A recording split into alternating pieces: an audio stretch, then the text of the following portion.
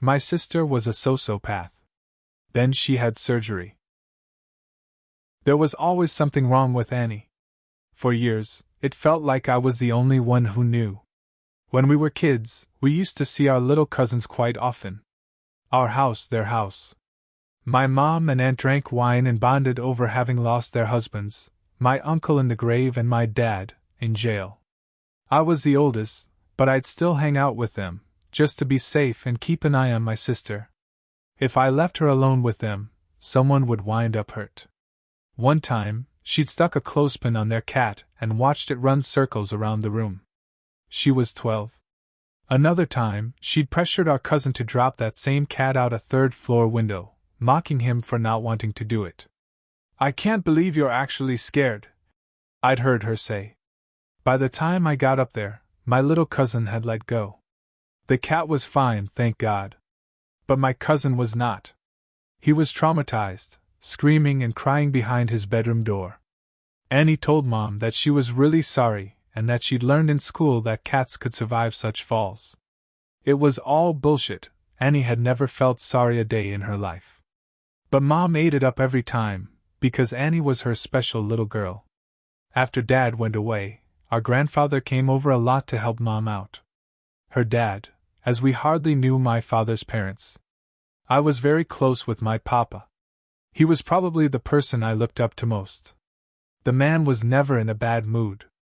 At least if he was, he never showed it. He brought something to that house that had long been missing. Music, dancing, laughter. He'd teach me things my dad never did, like how to ride a bike or tie a tie. Or, when Mom wasn't home, how to use the power tools Dad left dusty in the basement. It didn't matter what we did. There was comfort in simply having him there, waking up every day to find him already sitting at the kitchen table reading the paper, only to drop it straight away so he could cook me something for breakfast. Papa loved watching me eat, almost as much as he loved telling stories. He'd given me this small military medal once and told me about how he'd almost died earning it. Said he wasn't much older than me when he got it. It didn't feel right to keep it, but he was happy to pass it down, and even happier when he saw it pinned to my backpack the next day. "Now you can take me with you when I'm in the ground." He laughed. He joked, but he knew that I'd need his guidance even in death. Papa may have been a jolly, old Italian man, but he was sharper than he looked. He knew something was very wrong with his granddaughter, and knew that once he was gone, things were only going to get harder for all of us. Annie did nothing to hide her contempt for the relationship I had with Papa. She'd always looked on with a scowl. When Papa passed, she'd come into my room with bright eyes and said, "Are you sad Papa's dead?" I screamed and told Mom, but Annie pretended to be an ignorant child, and my mother was in no place to deal with it. Especially during the services, where Annie watched me like entertainment. I tried my hardest to hold everything in, to not give her any satisfaction. And though it did simmer her attention, it only heightened everyone else's. People asked my mother what was wrong with me. The fact that I was looked upon with such scrutiny while Annie went unnoticed drove me insane, especially since the loss of my grandfather hurt me more than anything. And when his medal fell off my backpack the following week, it crushed me further. I came home from school in tears, totally inconsolable despite my mother's attempts. Annie just sat there, looking amused. "Who's gonna watch over you now?" she'd asked. I shoved her hard and Mom grounded me. I thought about killing her that night. The effect Annie had on me extended even beyond her reach. There was this ever-present mistrust in my mind, this cancerous red flag that always waved. I'd spent my whole life watching my sister pretend to be something she's not, to the point that even the most innocuously feigned interaction turned me off. Like when a cashier asks you how you are doing and you ask them back. But you don't care. They don't care. I worried that this was true for everyone, always. So I kept to myself and never made very many friends. Annie's reign of terror continued on into high school. I got to spend 1 year there without her, and it was the best year of my life. Then before I knew it, she was a freshman, and I was back to spending afternoons in the counselor's office. I never said much. They treated me like every other anxiety-ridden student, offering me numerous breaks and check-ins. I didn't know how to say that I was terrified of my 14-year-old little sister, the sweet young girl that everyone was only just meeting.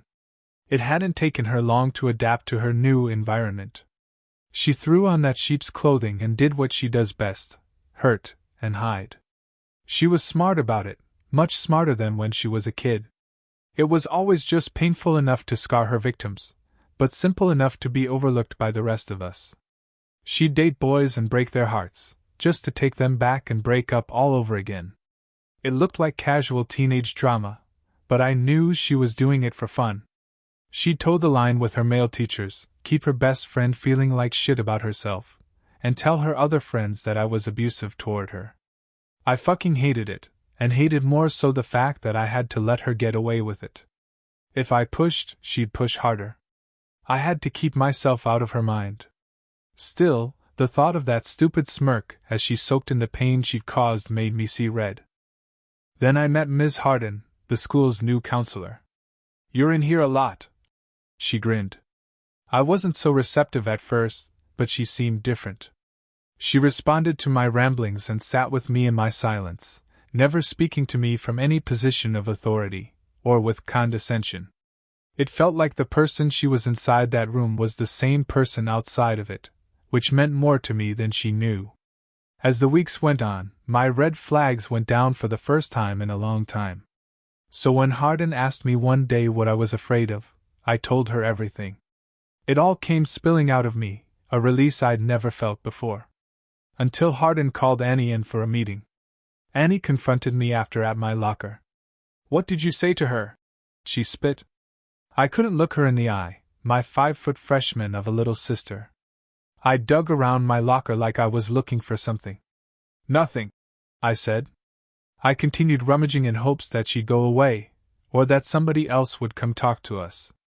But nobody paid us any mind. Hell, it might have even looked like a sweet moment between brother and sister. Then Annie slammed the locker onto my hand. I howled and cursed loud enough to freeze the entire corridor. Teachers came running out of their classrooms as students buzzed with confusion, while those closer to me gasped and cried for help. I slid down to the floor and crunched into a tight ball, holding my hand to my chest, afraid to look at it. Annie had already disappeared. I was lucky to have escaped with no worse than a bruise on the top of my hand. It hurt to make a fist, but it was better than a severed finger. Of course, Annie got in trouble with the school and Mom. But what seemed to have bothered her most was the unraveling of the character she'd played for everyone. People were now talking, noticing things she never wanted them to notice, seeing her in a light she never wanted cast upon her. One of the upperclassmen called her a little ginger snap, and it caught on. She fucking hated that. And it was only going to get worse. Hardin was now looking to meet with Annie regularly, and Annie would soon discover that her usual tricks were no match for a trained professional. Someone was finally seeing through the feigned innocence, the tales of grandeur, the timely sob stories. Thus began the chess match. When Annie skipped on her meeting with Hardin, Hardin called home. When Mom scheduled a joint meeting, Annie ate soap in the bathroom and made herself throw up. I was curious to see how long this battle would last. You just couldn't underestimate how far Annie was willing to go. But I think she was smart enough to realize that any further resistance was just further evidence against her. I reveled in her misery the day she finally gave in. It wasn't long before Hardin suggested my mother take Annie to a psychologist. She explained to her how her daughter showed worrying signs of an antisocial personality. As ignorant and naive as my mother had always been, it was now undeniable. Annie was a real-life, near-diagnosable, manipulative little sociopath. Poor Mom was beside herself, crying and pacing the kitchen with a cigarette in her shaking hand. All she could do was stick with what was recommended. Annie was to be seeing the psychologist every week. Sometimes Mom and I would join her. It was satisfying seeing Annie so uncomfortably vulnerable, the way she'd always made everyone else feel. I tried to appear as her caring brother, of course. To be like her and feign the proper emotion. It wasn't easy, especially with the way she'd stare daggers at me throughout the session, during which she spoke no truth. Blamed her behavior on our father, something Mom fiercely shut down and the doctor deemed progress. I didn't, not even after her fake apology. Soon as we got home, Annie would lock herself in her room for the night, but not before shooting me one last piercing glance from the stairway. I started sleeping with a knife under my pillow, just in case. If I started to feel ridiculous for doing so, I'd remind myself not to underestimate how far this girl was willing to go to get what she wanted. And right now, it felt like she wanted me dead. It was hard to tell if the behavior therapy was having any real effect on Annie. The psychologist assured my mother to give it more time. Instead, she'd done the worst thing anyone could ever do. She went online. Stayed up all night reading whatever bullshit she could find. From dietary treatment of personality disorders, buy our special product, to early signs that your child is a serial killer. It was fucking crazy, and it made Mom even crazier. She gasped when she finally stumbled upon Dr. McKinnon. He ran some small, private practice down in Boston, a few hours south of us. His website touted him as an expert in psychology, with particular emphasis on treatment of personality disorders. There was also a link to a news article about the work he'd done for the FBI in catching the Bear River Killer, who he'd gone on to establish a relationship with in order to write the book he'd made sure to advertise on the website. Mom wrote to Dr. McKinnon and he responded almost immediately, promising that he could help with our situation. This man claimed to have invented a device that could alter the pathways in Annie's brain that made her the way she was, and rewire them to function normally. For a hefty fee, of course. Crazed and desperate, Mom didn't hesitate. Drove down that weekend, signed every waiver they threw at her, and scheduled surgery for the day after school broke for the summer, just 6 weeks out. Even booked a hotel room for the days Annie would be spending in recovery. As though Annie would simply allow it to happen. They'd had a blowout when Mom told her what she'd done. "Why would you do this to me?" Annie cried. "You think there's something wrong with me?" "Yes, Annie. Yes." It hurt my mother to say this. But nobody could hurt better than Annie could. It was like she kept the very worst thing you could say to a person locked and loaded in the chamber. "Well, you raised me," she said. "I didn't raise you to act like this." Annie ignored her. "I want to go to another school." "What? Why? What's wrong with your school?" "Everyone thinks I'm crazy." "Send me to St. John's." Mom huffed. "I don't have the money for that, Annie." "Cancel the surgery." My mother shook her head. "It's either the surgery or I'll have you committed," she snapped. "Which one?" That shut Annie up faster than I'd ever seen, and off she went to her room. When she was gone, Mom released the sob she'd been holding in as I awkwardly sat across the room, having just witnessed the whole thing. I felt bad, but was glad to see her stand her ground. Although I half expected Annie to run away that night. Or worse. Ended up barricading my bedroom door and kept a grip around the knife under my pillow as I slept. Days passed without incident. Annie went to school, walked home, did homework, ate dinner, went to bed. It was unnerving, and I told Hardin as much. I'd been seeing her more frequently as the end of the school year drew nearer. Hardin, of course, couldn't talk to me about her sessions with Annie, but she did indulge me on the topic. "She's a monster," I said. "The world would be better off without her in it." It shocked me, saying this. More so that I meant it. It shocked Hardin too. "I think that's the problem," she said. "You've vilified her for so long that you're forgetting she's a person too." My leg began twitching against the sofa, my finger tapping the armrest. She went on. "I'm not telling you that you're wrong to feel the way you feel about her. What I am telling you is that you should try to understand who she really is. Right now you see her as this tornado. Traveling along from town to town, destroying everything in her path for no reason. But I promise you, there is a reason for everything your sister does." "Like what?" "Well, control, mainly. It's what caused her to act out," she emphasized with a wave of her hand. I could feel mine throb. Annie needs to be in control of not just her own life, but everyone in it. And now, maybe for the first time ever, she's losing a lot of that control. Anything can happen, and that scares her. I scoffed. "That's true for everyone, And nobody does what she does. We're all trying to figure out how to navigate through life. Your sister included. But not all of us were given the proper tools to do so.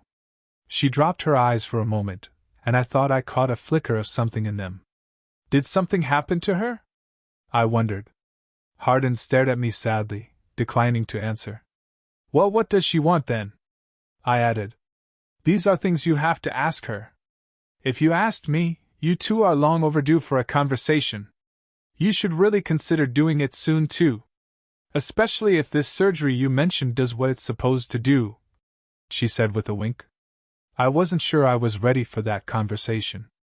If there was more to Annie, I had definitely never seen it. But Hardin was right. I was tired of being afraid of my sister. Of avoiding her in the halls and at home. Tired of my entire life feeling like it revolved around her. I just wanted to live a normal life. With friends, girlfriends, birthdays, family parties, sleep. I felt like I couldn't have any of that. As we reached the last day of school and the eve of Annie's surgery, I could no longer put off the conversation I was supposed to have with her. I knocked on her door after an uncomfortably silent dinner. What? She called out. There was a lump in my throat. Can I come in? She didn't answer right away. I was sweating. Go ahead. I'd only been in her room a few times since we were kids. It looked exactly the same now as it did back then, pink walls and old dolls sitting high upon the shelf. Her closet door frame still had our childhood heights etched into the wood, something Papa used to do with us each time he'd visit. Annie was sitting at the top of her bed with a book in hand. From here, she looked like a normal girl. I remained in the doorway, my hand pulsating. What do you want? Annie asked. I want to understand you better. She didn't flinch, her brow pinched. I don't think you do. I do. I want to know what it's like to be you. What goes on in your head. What you're thinking. Why you do the things you do. I don't know, she muttered. How do you not know? Because I don't understand myself either. She snapped her book shut and tossed it onto her bedside desk. You treat me like I'm an experiment, and I don't appreciate it. Annie, you're about to get a fucking chip put into your brain. She crossed her arms, and so did I. Talking to her could make you feel like you were the one who was crazy.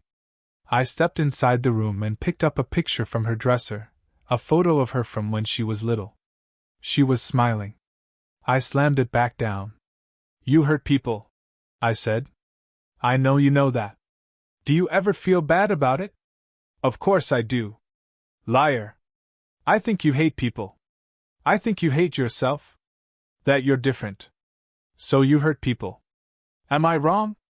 Do you even love me? Or Mom? Or do you hate us too? She looked at me like I was missing something obvious.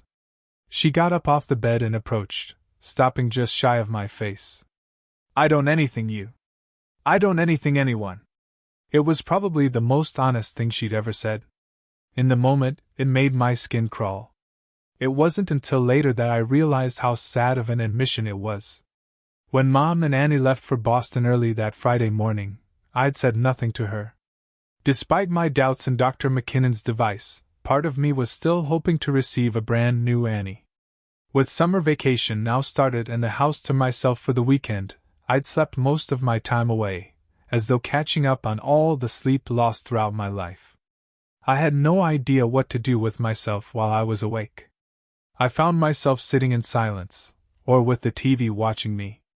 Sometimes pacing or lying on the floor, weighed down by my anxiety. I had to do something. With Hardin's words still echoing in the back of my mind, I decided to take her advice and try to see my sister for who she really is. I went into Annie's room. Sat right on her bed where some clothes had been left strewn, nervous that she'd somehow figure out I'd been in there. I picked up that same picture frame and stared back at the smiling girl looking up at me. Was she always like this, I wondered? Did something make her this way? And if so, could she really go back to being the same girl in this photo? I lied down and thought more about who exactly would be walking through the door when they got back the following morning. It kept me up that night. After a few short hours of sleep, I woke early and waited in the same seat my papa always sat in, staring at the front door as I prepared myself for its opening. My mind left wandering too far from reality, imagining Annie charging in to give me a hug and tell me how sorry she was for everything. It had occurred to me in that moment that we never actually hugged before, not that I could remember. But a hole in the living room wall reminded me why that was, and how easily she could manipulate even when she wasn't around. The slam of car doors brought me back. My stomach sank. A few moments later, the front door opened and they entered as casually as if they'd run to the store. "Oh, hi, hun," Mom beamed. She dropped her bags to give me a hug and kiss and added, "Annie, come say hi to your brother." I wanted to puke. I could hardly bring myself to look at her. She was still standing by the door, looking bashful. "Hi," she mustered. She was rubbing up and down her arm, looking more uncomfortable than I was. "Hi," I said back. Her eyes looked different. A small patch of her head had been shaved, and I could see the end of the stitches running down her scalp to the edge of her forehead. Mom sighed at our silence and began rummaging through kitchen cabinets. "How about some breakfast? Anyone hungry? Can I take a shower first?" Annie asked. "Of course, baby. Just be careful, you can't wet your head yet, okay?" Annie nodded and quietly disappeared upstairs. Mom waited until she was long gone and hovered beside me as bacon sizzled on the stove. "They said it could take a while to kick in," she whispered excitedly. "But I think it's already working."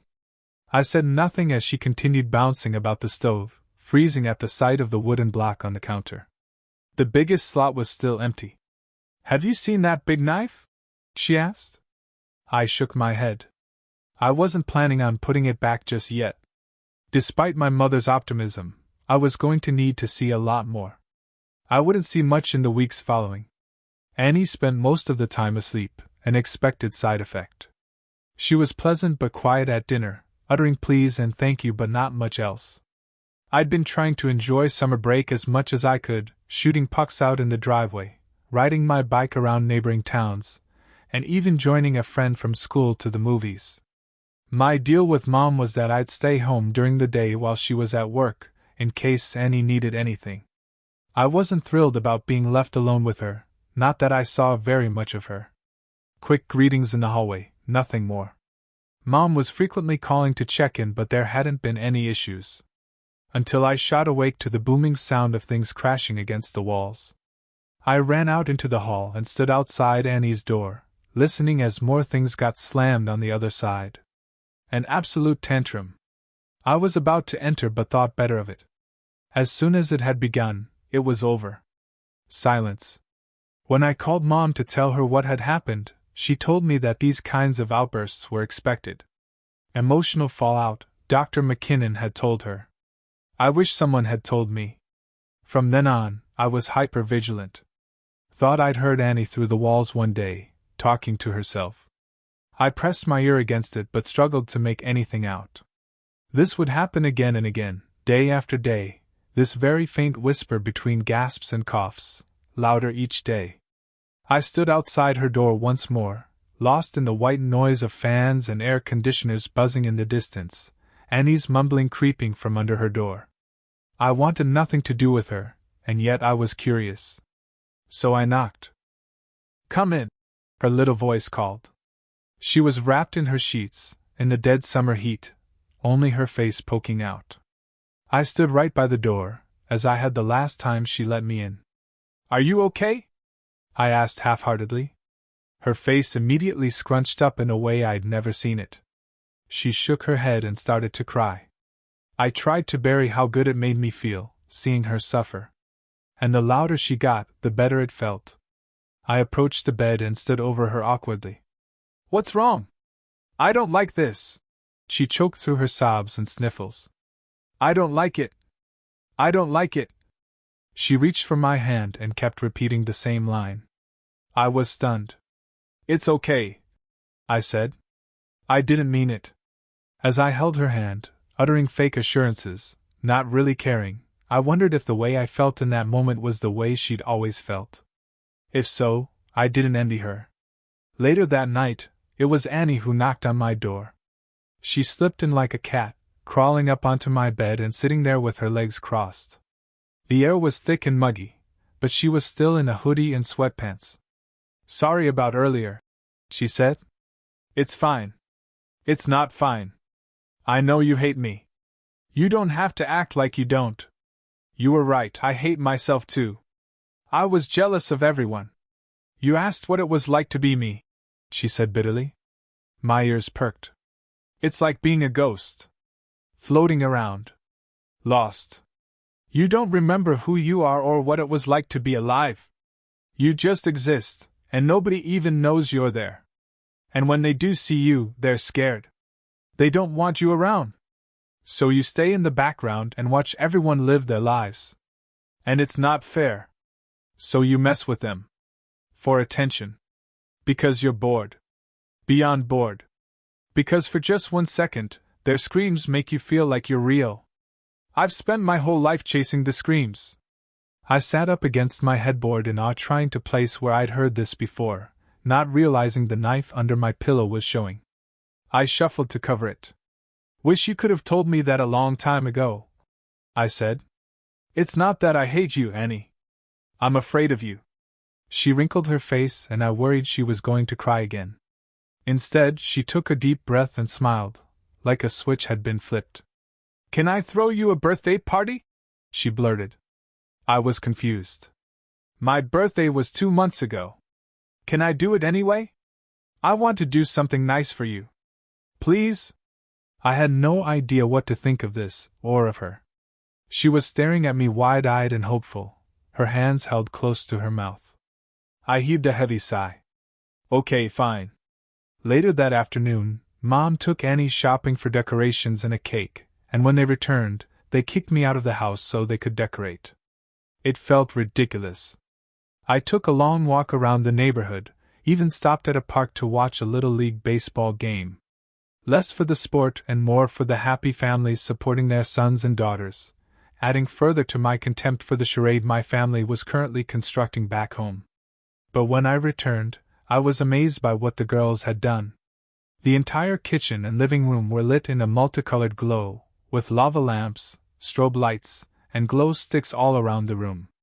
There was a happy birthday sign hanging on the center wall, and on the table below was my cake, chocolate with vanilla frosting, already lit with a number 16 candle. They couldn't get through singing without laughing at how stupid it all was. Annie wouldn't stop. She laughed so hard it made her look crazy.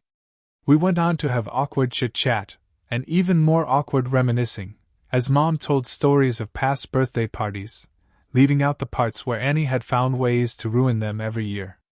After cake, Annie ran up to her room and came back with a small present, wrapped and topped with a bow. She handed it to me without a word. It surprised me, but not nearly as much as what was inside. In the little box was a very familiar pin. Papa's medal. All those years I thought I had lost it, and she fucking took it. I was overcome with a range of emotion and wasn't sure which was going to come out. The look on my mother's face said it all, as she silently begged me not to overreact. Annie waited tentatively. Part of me wanted to scream at her, but when I took out the pin and held it in my hand, the rage went away. I was just so happy to have it. I gave her my best thanks and she lunged forward, wrapping her arms around me in this long, quiet embrace. Mom watched on with her hands covering the wave of emotion that had hit her. When we settled, we ate more cake and finished the night playing card games. I couldn't take my eyes off my sister.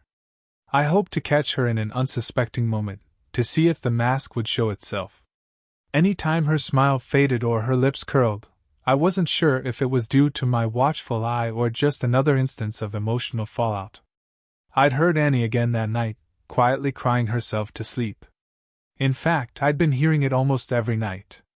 It became far less enjoyable than it was. If any of this was real, then she'd been in a lot of pain for quite some time now. But I had to catch myself again. I couldn't let her fool me, no matter how hard she tried. "What can I do to make it easier for you?" she asked out on the front steps.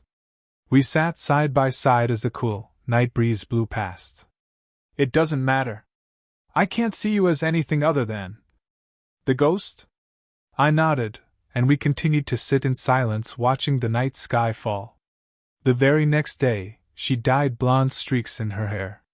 As the summer wound down, Annie and I continued to spend more time together. Movies on the couch, midnight conversations in our rooms.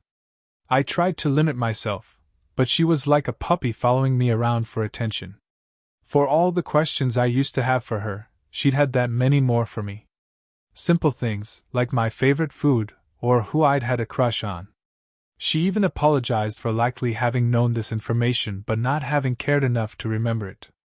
Playing along was becoming tiresome. So I put her on the spot. What's up with the crying? This time we were in her room, attempting to watch a movie but struggling to focus past the elephant in the room. She hit pause and took a moment to gather herself. Every time I close my eyes, I see everything I've ever done. She dropped her eyes to the floor as I sat there frozen, the two of us at the foot of her bed with a bowl of popcorn between us. I didn't know what to say. She pressed play without another word, when I reached for her hand. If it's that bad, just knock on the wall and I'll come to you. She nodded quickly, her lips sucked in. Truthfully, I hope to not deal with it any time soon. She knocked that very night. In the final week of the summer, my cousin invited me to our family's lake house. Mom wasn't so keen, not yet comfortable leaving Annie home alone. We both assured her that she was fine by now. I even took a page out of Annie's book and guilted Mom over how I'd hardly done anything that summer. That worked. I was gone for 5 days of jet skis, hot dogs, and fireworks. I told Jonathan everything that had happened that summer, all the things my mother told me not to tell. I figured after everything Annie had put him through growing up, he deserved to know. He was floored. You really think it worked? He asked. We were sitting out on the deck overlooking the lake. I shrugged. Seems like it. He looked to his left where his cat, Mila, was perched upon the railing. I'm sure it does, he said. He got up to pet her, leaving me at the table in a wave of anger. I hated the way he'd said that, but hated more how protective of my sister I'd felt. When the week ended, my aunt dropped me off at home. I would have invited her in, but Mom was already at work. I couldn't imagine how often my mother checked in on Annie. But when I called to let her know I was home, her phone chirped on the kitchen counter. She'd either forgotten it or left it for Annie, each as likely as the other. I then skipped up to Annie's room, but was surprised to see that she, too, was nowhere to be found. I called out for either of them. No one called back. Just a strange buzz suddenly ringing somewhere downstairs. I followed it to the basement door, but it was locked. Mom? I called out. Annie? I banged on the door some more and kept calling their names. The buzzing continued beneath this sharp, horrific scream. My mom's phone was ringing once more on the counter beside me. I punched the door harder, still shouting, fighting images of Annie dismembering our mother. It would be my fault. I never should have trusted my sister. I kicked the doorknob, over and over until the door cracked at the hinge. Why did I let her trick me into believing she was better? I swung the door open and hurried down the stairs, rounding the corner to see Annie with her head on Dad's workbench. She was holding one of the power drills, the drill inside her head where the scar had been unstitched, right above where the chip had been placed inside her skull. Blood was spattered everywhere. She looked at me with bulging, frightened eyes. I want to go back, she shrieked. I want to go back. Annie was rushed to the hospital, where she stayed for a while. She hadn't punctured too far, but they wanted to keep an eye on her. When she was released, Mom brought her right back to Dr. McKinnon, who was in awe over what his patient had done. He almost seemed proud as he tried to spin the incident as good news, that at least the device was clearly working. Mom wasn't so thrilled. She was hoping for a way to lessen its effects on her poor daughter, to which he could only offer medication. Much like her previous doctor had said, McKinnon explained that Annie needed more time. That she wasn't just learning how to live with those around her, but with herself as well. He reminded us that she was feeling her entire life's worth of guilt and shame, and said that the best thing we could do for her now was to help her heal. And maybe keep a closer watch in the meantime. When we got home, Mom found Annie another therapist and transferred her to a new school. Annie was going to go to St. John's Prep after all. Mom had to dip even further into whatever we'd had saved, but she wanted to keep Annie as happy as possible and figured a fresh start was in order. This, in addition to the medication, calmed Annie down a bit as we got ready for the new school year. I hung out in her room with her through the final days of summer break, just to keep watch. I was told not to talk about the incident. Annie was the one who brought it up. "How do you live with it?" she asked. "Live with what?" "The guilt." This seemed like something for her new therapist, but it was time for me to be the big brother I never needed to be. Never got to be. "Just have to learn from it," I said. "Be better today than you were yesterday." It was corny and not nearly enough, but she still thanked me. "Do you love me?" she added. I blinked. "Not yet. But I'd like to someday." And I meant it. She leaned over and squeezed me hard. "I'd like that too." On the morning of the first day of school, Mom and Annie were up and at it quite early, their thumps and rummaging waking me. St. John's started earlier than my high school. They were ready to head out before I'd even had breakfast. Annie stood by the door in her new uniform as Mom fetched her keys off the table where I was pouring cereal. "Have a good first day," Mom said to me. "Fresh start for all of us." She suddenly gasped at the sight of the knife over my shoulder. I'd finally put it back into the block that morning. "It was in the drawer." I laughed. "Maybe a ghost borrowed it." I threw a quick glance at Annie, who'd already had her eyes on me and a knowing smile shining brightly on her face. I wondered if she knew I was lying, if she'd seen it in my room that day. Mom wagged a finger. "Don't joke about that. Your grandfather used to read me ghost stories when I was little. I couldn't sleep because of it." She kissed me on the cheek and walked off. "Don't forget to lock the door on your way out," she added. "And wish your sister luck." "Good luck," I called. Annie was smiling wider than before, the corner of her mouth pinched tight beneath her wrinkled nose. She waved goodbye and followed our mother out. At that moment, I was very happy for my sister, and for her new friends who'd have no idea who she used to be. None of it mattered anymore. Annie was a normal girl, ready to live a normal life. And I was ready to live mine. I just wish I could get that smile out of my head. Why was she smiling at me like that?